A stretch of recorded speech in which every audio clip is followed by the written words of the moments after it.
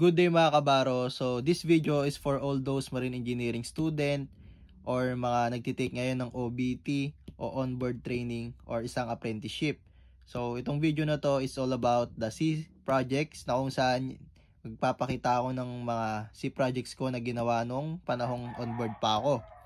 So itong sea projects na to is one of the requirements kapag ka nagpa-BS ka kasi related to sa TRB mo.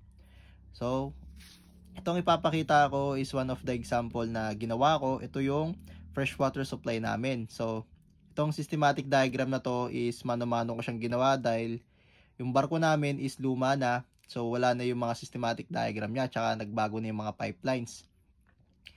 Ngayon, disclaimer lang na lahat ng barko ay may iba-ibang design ng systematic diagram nila. So, ito yung example nung sa amin.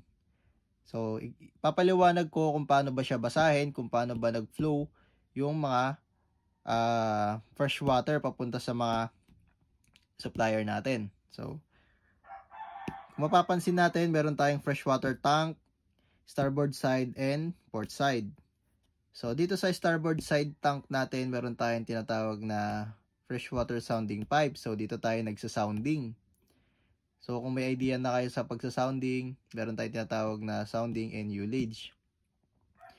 So, dito naman sa kabila, meron tayong tinatawag na air vent. So, ano ba yung air vent or air ventilation natin? So, ito yung valve or pipeline na kung saan nire-remove nito yung mga hangin sa loob ng mga enclosed space tank natin.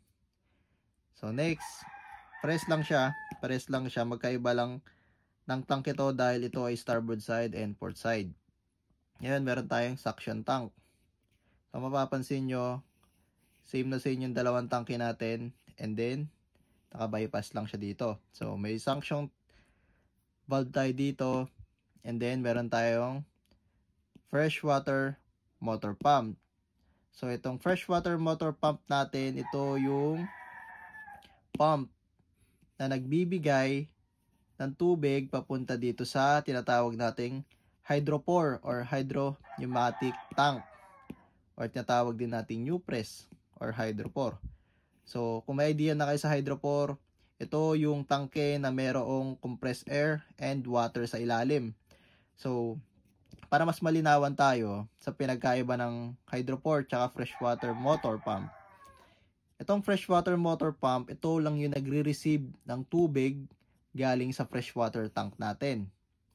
So, dahil siya lang ang nagre-receive, hindi nito kayang isupply lahat ng tubig sa mga suppliers natin kung wala tayong pressure.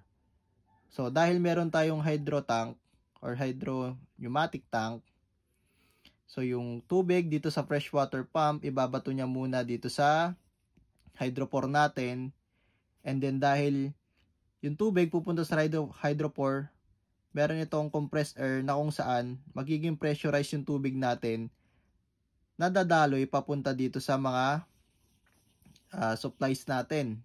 So, ano ba yung mga supplies natin? Ito yung comfort room or galley, accommodation, and car deck. Ito yung ginagamit natin sa paghugas ng plato, pagsasaing, pangligo, panglaba, and etc. So, kung mapapansin natin, after dito sa hydro tank, meron kaming valve. So, suction valve to papunta sa mga supplies namin. And then, meron tayong tinatawag ditong pressure gauge na kung saan makikita natin kung ilang bars na lang ba yung meron na pressure dito sa hydro tank natin. So, ganun lang kasimple basahin tong systematic diagram na to. And, kung masipag ka mag-trace sa barko nyo, is mas madali mo na lang din maintindihan yung iba pang mga systematic diagram. So, yun lang. Sana nagkaroon kayo ng idea mga kabaro.